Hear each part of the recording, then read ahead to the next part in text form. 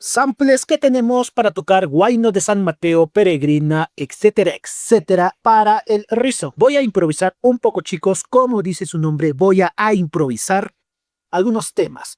¿Qué tenemos por aquí primero?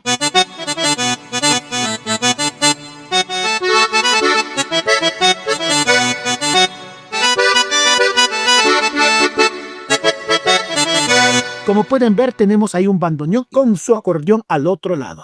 Como siguiente sonido tendríamos ese bandoneón mezclado con mandolina.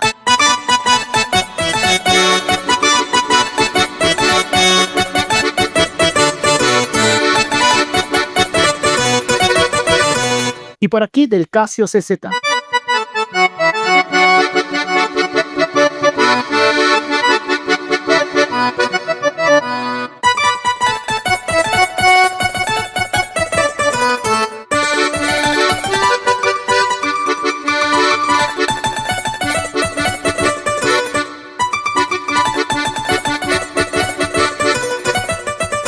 Aprovechen las ofertas.